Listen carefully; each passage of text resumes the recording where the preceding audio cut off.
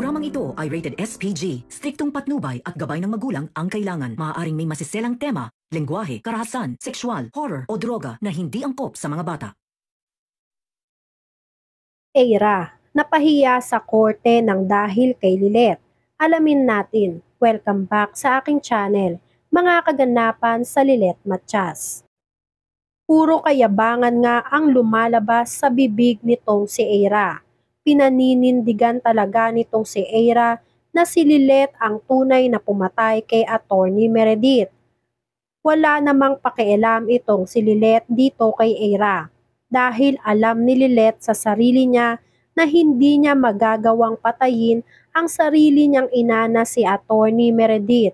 Litong-lito naman itong si Attorney Renan dahil sa sinabi rin ni Lilet sa kanya na alam niyang magaling na abogado itong si Attorney Renan.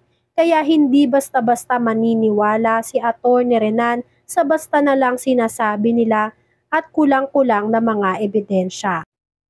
Alam nga ni Lilet na hindi madali ang pinagdaraanan niya ngayon, ngunit hindi niya aatrasan hanggat hindi niya nakukuha ang tunay na hustisya na nararapat para sa ina niyang si Attorney Meredith.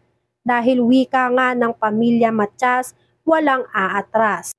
Pagtapos ngang ipanood sa hukuman, ang video na kuha ng witness nilang isang waiter nung gabing party nitong si Attorney Meredith.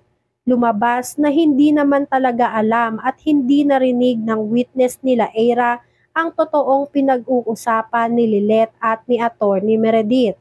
Kaya binasura ng korte ang ebidensyang ipinakita o prinisinta ng kampo nila Eira sa hukuman. Dahil nga napatunayan nitong si Lilet na hindi sila nagtatalo nung gabing yon, kundi ay umiwas lang itong si Lilet kay Attorney Meredith dahil natatakot si Lilet na makita sila nitong si Eira na nagkakasundo na. Dahil hindi nga alam nitong si Lilet na handa na nung gabing yon na patawarin nitong si Eira si Lilet at magkasundo na silang dalawa. Samantala, nang salaysay na ni Ate Evelyn ang pinakinggan ng lahat, ay kwinestyon nitong si Lilet ang pagiging loyal ni Ate Evelyn sa namayapang si Attorney Meredith.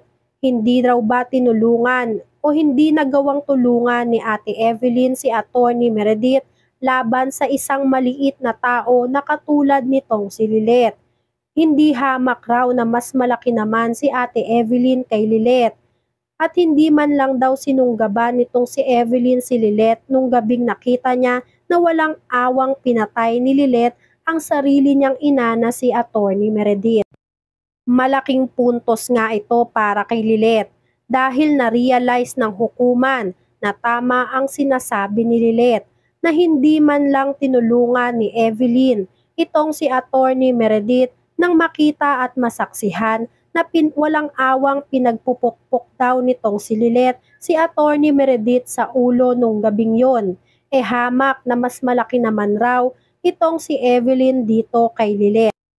Speechless at hindi sumasagot sa mga tanong ni Lilet si Evelyn. Hindi alam ni Evelyn kung ano ang isasagot niya kay Lilet. Kaya naman inutusan ni Lilet ang hukuman na sana ay i-record o i-report ang pagiging non-responsive ng witness ng kampo nila Eira. Pinagbigyan naman si Lilet sa gusto niyang mangyari dahil tama si Lilet. Hindi nga masyadong nakakasagot itong si Evelyn sa lahat ng mga katanungan niya kahit napakasimple na nga lang ng mga tinatanong nitong si Lilet. Halatang may tinatago nga si Evelyn sa hukuman, lalong-lalo na kay Lilet. May taong nakatago raw dito kay Evelyn na kumokontrol sa lahat ng testimonya nito sa korte. Samantala, si Ino nga ay dinala na ng magulang niya sa isang tagong lugar na kung saan ay walang makakakita sa kanya na kahit na sino dahil prinotektahan lang nitong si Calorena ang anak niyang si Ino.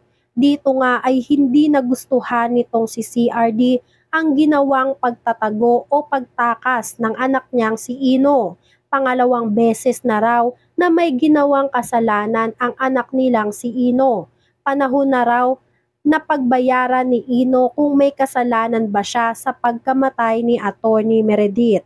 Pinaglaban naman ni Ka Lorena at pinagtanggol ang anak niyang si Ino laban kay CRD.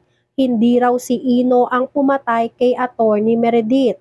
Nasaksihan lang raw ni Ino ang pagpatay kay Attorney Meredith dahil nung gabing yon ay naiinis na rin daw si Ino at hindi na alam kung ano ang gagawin dahil nalaman nga ni Ino na hindi raw napakiusapan ni Ka Lorena si Attorney Meredith na wag nang makialam sa kaso dito ni Shera. Umamin nga si Ka Lorena kay CRD na gustong patahimikin ni Ino si Attorney Meredith. Ngunit hindi nga raw inaasahan ni Ino na may tao nang gagawa at mauuna pa kay Ino sa paggawa ng kasalanan o kasamaan kay Attorney Meredith. Kaya ngayon raw ay inuusig ng konsensya niya si Ino dahil nagigilty raw si Ino na hindi niya magawang ipagtanggol si Lilet sa korte. Lalong-lalo na at alam nitong si Ino kung sino talaga ang tunay na pumatay kay Attorney Meredith. Minabuti na lang raw ni Ka Lorena na ilayo ang anak niyang si Ino dahil nalaman niya na nakakuha na ng testigo ang kampo nila Lilet na makapagtuturo na nandoon mismo itong si Ino sa lugar kung saan pinatay si Attorney Meredith. Ayaw na raw ima-involve nitong si Ka Lorena ang anak na si Ino sa pagpatay dito kay Attorney Meredith kahit alam nga nitong si Ka Lorena sa sarili niya na maaaring magamit si Ino para makalaya at mapawalang sala itong si Attorney Lilet Matias. Hindi na nga raw hahayaan ni Ka Lorena na bumalik pa muli sa kulungan ang anak niyang si Ino dahil nararamdaman ni Ka Lorena na nahihirapan lang ang anak niyang si Ino kung sakaling madamay pa ito sa kasong kinakaharap nitong si Lilet. Sinabi nitong si CRD na hindi po pwede na palagi na lang konsentihin ang anak nilang si Ino. Kailangang humarap ni Ino sa korte. Kailangan niyang sabihin lahat ng nalalaman niya.